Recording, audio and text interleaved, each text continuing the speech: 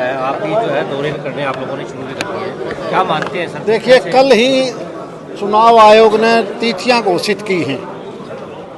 7 phase में पिछली बार चुनाव था और इस बार भी पिछली की तरह छठा फेज में हरियाणा की 10 की 10 लोकसभा सीटों पर वोट डाले जाएंगे।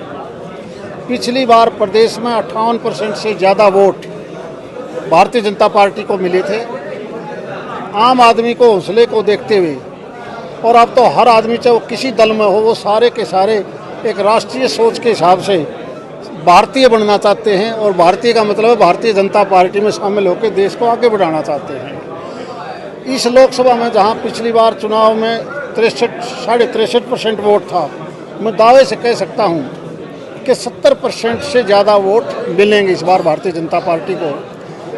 और क्योंकि प्रधानमंत्री जी की सोच देखी है सारे देश ने।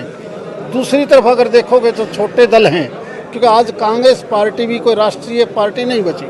पिछले 2 चुनावों में आप और हम सब देखते हैं कि मात्र 10% सीट जीतनी होती हैं। 2014 में विपक्ष का नेता लोकसभा में वो नहीं बना पाए क्योंकि 10% सीट नहीं आई, 2019 में भी नहीं आई और 2024 में आने का तो मतलब ही नहीं बचा। इसलिए 10 की 10 सीट इस बार भी भारतीय जनता पार्टी पहले से ज़्यादा मार्जिन पर आए जीती। इस बार तो गठबंधन है सर, खासकर हरियाणा आम आदमी पार्टी और कांग्रेस का, क्या लगता है दोनों मिलकर मुकाबला कर पाएंगे? गठबंधन का मतलब ही गलत होता है। जिसका गांठ लाग जाए उसका केवल बंधन कई दिन चल रहा है। उनका न्यू नहीं मेरा कौन सा केक है। क्या विचारधारा जिस प्रकार भारतीय जनता पार्टी देश के प्रति है, लेफ्ट कुछ बोलेगा, उसकी आम पार्टी कहता है कि हम तो ऐसे चलेंगे। जितने दल हैं वो अलग अलग विचारधारा के हैं, तो क्या विचारधारा जब अलग अलग होगी, कोई उनसे पूछना पड़ेगा तुम्हें हाथ में कोई दे दे कलम तो तुम क्या करोगे? कोई नज़र नहीं आ रहा, केवल मोदी जी ही नजर आ रहे हैं सारा देश को। कांग्रेस भी जल्द टिकटों की घोषणा कर सकती है, कौन सा उम्मीदवार? मैं तो ये मानता हूँ कांग्रेस के जो उम्मीदवार पहले नजर आते थे वो सारे के सारे कहीं ना कहीं दूसरे को ऊपर थोपना चाहते हैं। मैं नहीं लड़ना चाहता, मैं नहीं लड़ना चाहती, किसी और को लड़ा दो। ये सारे प्रदेश में है, 9 की 9 में। एकमात्र रोहतक की सीट के ऊपर तो दावेदार है कि मैं चुनाव लड़ूंगा।